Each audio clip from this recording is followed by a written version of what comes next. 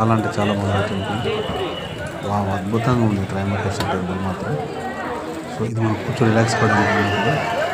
So long విజువల్గా చూస్తే ఇలా ఉంటుంది. టెంపుల్ అయితే అద్భుతంగా ఉంది.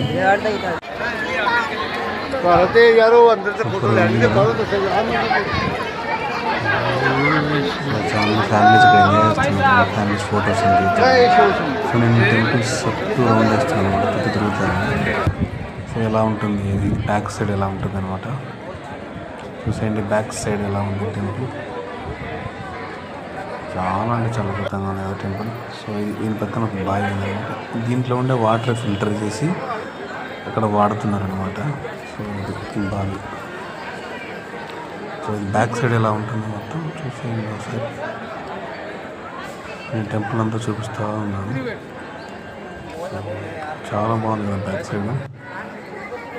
సో ఇది లెఫ్ట్ సైడ్ అనమాట. సో అది ఎంట్రన్స్, మెయిన్ ఎంట్రన్స్ ఫస్ట్ చెప్పాను కదా, విఐపి ఎంట్రన్స్ అనేది. మనం ఫ్రీ దర్శనం వచ్చాం కాబట్టి క్యూ లైన్ నుంచి వచ్చాం అనమాట. మామూలు వచ్చి స్ట్రైట్ నుంచి వస్తాం.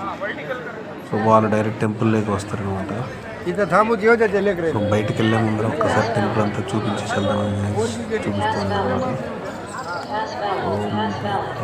చాలా బాగుంది. సో ఇక్కడ ఒక ట్రీ ఉంది, స్పెషల్ ట్రీ. అది నేను చూపిస్తాను తర్వాత. ముందు అక్కడ శివలింగం చూసండి.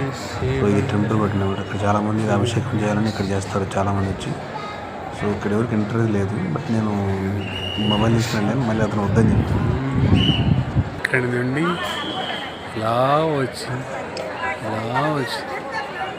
ఇక్కడ ఒక స్టాండ్ మీద పెట్టారు. సూపర్ కదా, మాడి చెట్టు.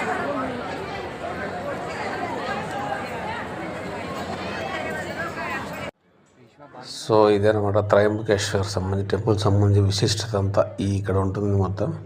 ఇక్కడ మరాఠీలో, హిందీలో, ఇంగ్లీష్లో 3 లాంగ్వేజ్లో ఉందన్నమాట ఇక్కడ. సో ఇదే అనమాట. సో ఇది లడ్డు అనమాట. ఇది గుడి దగ్గర వచ్చే లడ్డు. ఇది చూద్దాం ఎలా ఉంటుందో టేస్ట్ చేసి. సో ఇదే త్రయంబకేశ్వరం టెంపుల్. లడ్డు టేస్ట్ చేసి చెప్తాను ఎలా ఉంటుంది.